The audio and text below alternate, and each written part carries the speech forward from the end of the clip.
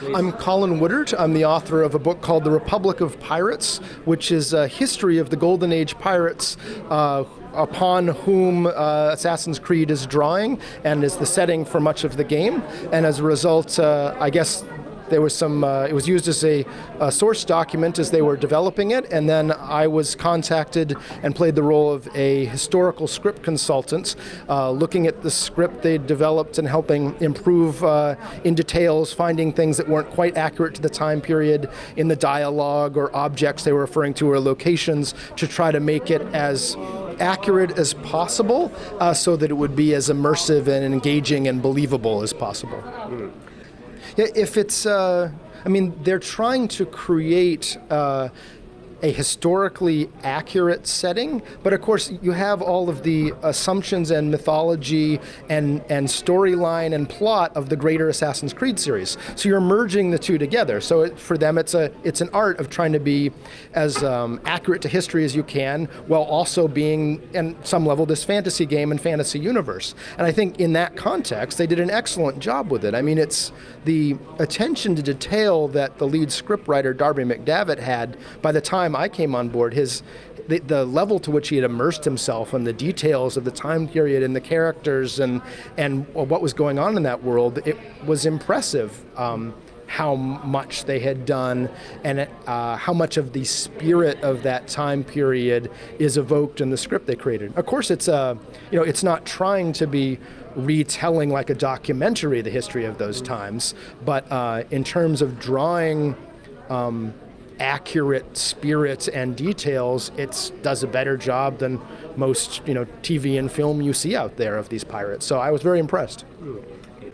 Yeah, the Golden Age of Pirates, there's a lot of blank periods that we don't know what happened. I mean, even the details of what these people looked like. We have no pictures that anybody drew of any of these pirates, including Blackbeard. No pictures drawn by anybody who'd actually seen these people themselves. So it's all secondhand at best. We don't have any accounts from the pirates' point of view. Everything we know about them is largely from the legal depositions and court testimony given by their former victims. So there are whole periods of months in some of these pirates' careers where we don't know what they were doing or what happened to them at all. And in almost all of their cases, one or two exceptions, we know almost nothing about who they were and what they did before they entered into piracy. We have a few clues here and there, but the amount of gray area in which you can operate and fictionalize without directly contradicting history is quite large with this particular gang.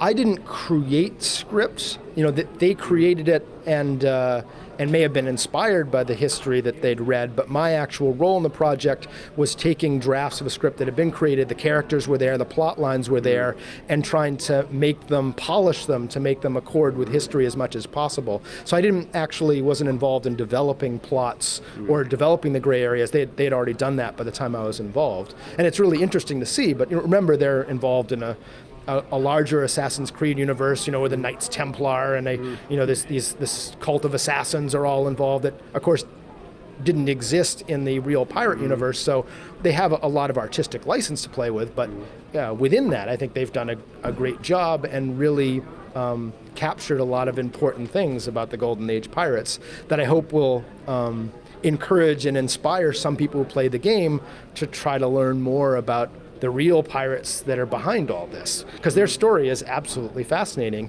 and you can really feel it and get an introduction to it and the sort of themes in it in playing the game. Yes, absolutely. That really happened. It's no accident that this Golden Age piracy outbreak immediately followed the end of a major colonial war between Britain and France and Spain. And during that war, the British colony in the Bahamas Islands, including Nassau, was sacked and destroyed multiple times. And the surviving English colonists, most of them went away, and those who stayed were hiding in the jungle, basically. And at the end of the war, the pirates arrived there before the British did. And they're the ones who shored up the fort and put the guns back in place and basically created a fortified harbor from which they could not easily be kicked out. And it's because they had built that sanctuary, the nucleus for a sort of pirate society that formed around them. So they're bringing in all this loot and treasure, and it attracts black market traders, and they build relationships where they can sell it, and ships are coming in to take their treasure and exchange it for arms and rum and weaponry and naval stores that they need to repair their vessels. And there's criminals coming in and prostitutes and escaped slaves, because slaves and all the surrounding slave plantations of the Caribbean start learning that many of the pirates appear to allow slaves to become equal members of the crews or even become pirate captains themselves. So this whole underworld society starts forming, a sort of pirate republic right in the middle of the shipping lanes back to Europe. And yes, that is all absolutely true, and one of the fascinating things about the real story of the pirates that until now has been missing from the pop culture legends we get. Yeah, in essence, I mean, to say it was a democratic republic with this sort of, constitutional arrangements that we think of in republics would be stretching it a bit. But when pirates took over a vessel, they turned the government of the ship upside down. I mean, ships were ruled in an authoritarian fashion. You had the captains, and everyone else had to do exactly what they say, and it was enforced by terrible violence.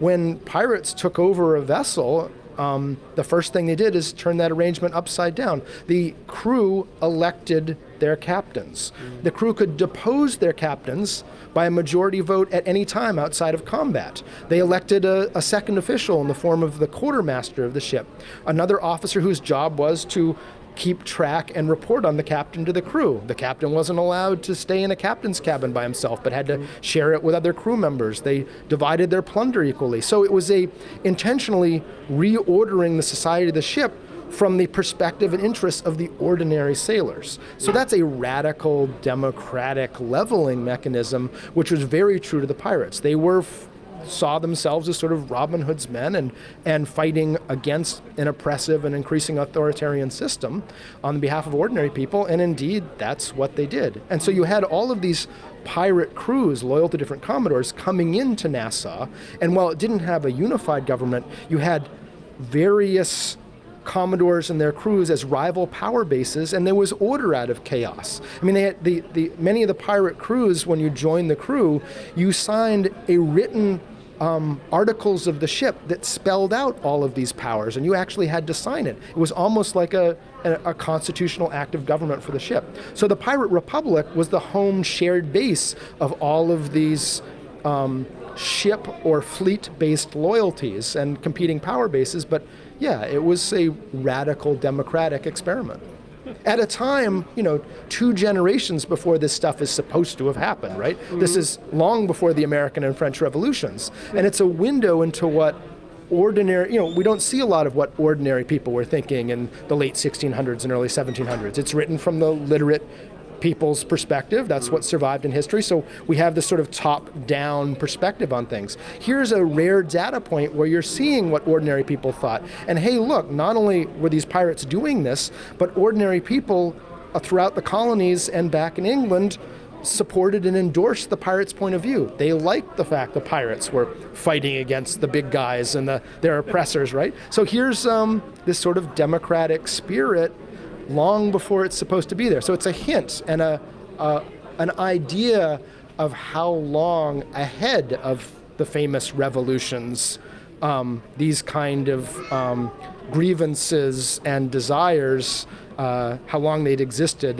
within the ordinary population of at least the Anglo-American world. Well, the general idea that you would set a game in this pirate republic and among these pirates, I think is fantastic, because I wrote a book about them, and I believe their story is a fascinating story and a great setting for a game like this.